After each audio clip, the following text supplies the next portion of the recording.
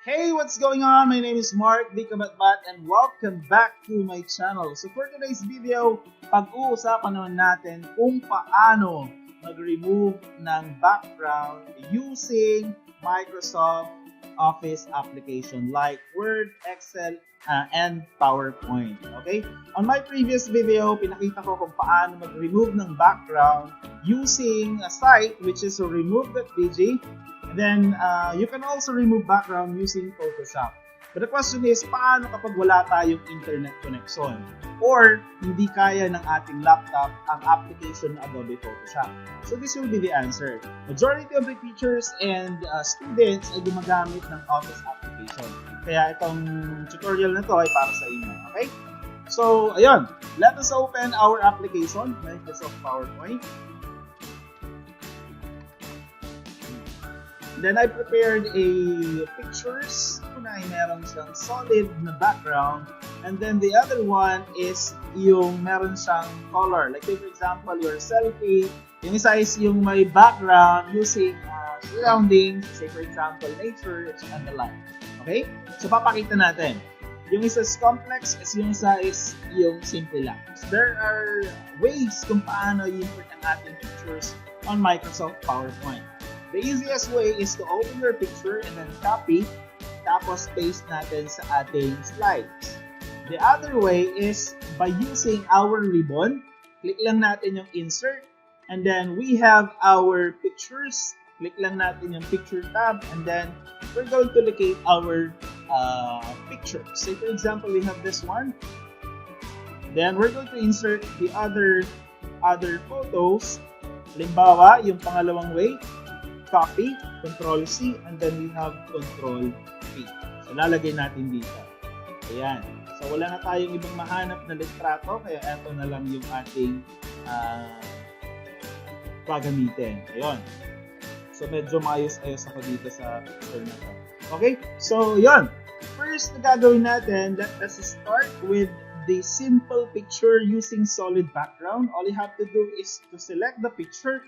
Once you select the picture, no, lumalabas yung format on the ribbon. Okay? So, dapat piliin muna natin yung picture para at least lumabas yung format na picture. As you can see, kapag hindi natin na-select yan, ang lumalabas lang is Acrobat. Okay? But once you select the picture, lumalabas po yung tab na format. At yun po yung kailangan natin for us to remove the background of our photo. So let us just click on format, and then the next step is to click on the color. Okay po? So just click on the color, and then makikita natin sa baba, we have set transparent color. So once you click set transparent color, all you have to do is to select the solid background para at least ma-remove na yung solid na white dito sa image na to. Okay? So yun, na-click na natin. Kaya makikita natin, nakikita natin yung word na click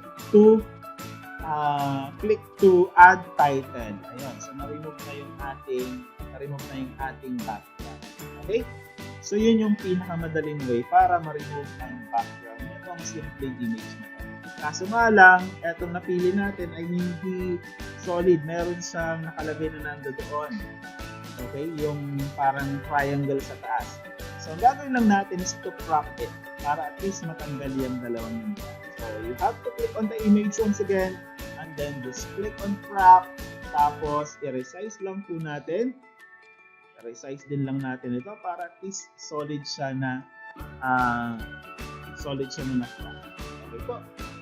Ayun. So, we're done with the simple background removal ng ating photo. The first photo. The second one is yung complex na picture wherein iba-iba yung kulay niya. Meron siyang white, meron siyang gray, dark, etc. So, same procedure. All you have to do is to select the picture and then just click on the format. Tapos, under format, instead of selecting the color, all you have to do is to select remove background. Okay po? Pag solid ang ginamit natin or solid yung picture natin, ang pipiliin po natin is color and then set transparent color. Pero kapag complex background naman siya, all you have to do is to select the picture and then remove the background color. Okay? As you can see, lumabas po ang color violet, na kulay po ni Barney. Okay? Gagawin natin dyan kasi hindi siya perfect na na-select yung ating background image. All you have to do is to select mark areas to keep. Okay po? Just click on mark areas to keep. And then, i-drawing lang po natin yan. Iliin lang natin yung area na gusto natin i-retain. Ayan. So, once you select that, as you can see, nakikita na natin yung buhok. And then, same din dun sa taas. Same dito, kasi color violet din yan. I-retain po natin yan. Kaya, drawing lang natin yan. And then, same as with this part. Ayun. Eh, paano naman yung part na hindi na-select? Mark areas to remove naman po tayo. Just click on mark areas to remove and then click yung sa may gilid para at least ma-deselect siya, same as on the left part. Ayan. Ayan, nakuha rin yung kwelyo, kaya balik ulit tayo. We have mark areas to keep. Just what I mentioned a while ago, etong process na to is complex. Bakit siya complex? Kasi nga, yung background niya is not solid. Okay? Ayun, na-select na po natin. All you have to do is to click on Keep Changes para at least ma-remove yung ating background. Bakit ba tayo nagre-remove ng background? Minsan kasi on a PowerPoint presentation, gusto natin makita yung design sa likod. At least once we remove the background, na-highlight din yung object natin. Okay po? Then, it is also applicable sa mga logos, especially sa mga reports natin. Minsan kapag gumagamit tayo ng colorful na background, tapos ang ginamit natin logo ay meron siyang puti. Sa may gilid-gilid niya, nakikita pa rin yung wrap na logo na merong puti sa gilid-gilid. Okay? And Microsoft Office PowerPoint is working hard para at least makikompete sa ibang applications or website na nagre-remove ng background. Okay? So, just what I mentioned a while ago, sabi natin, okay din lang ba siya or gumagana rin ba siya sa Word and Excel?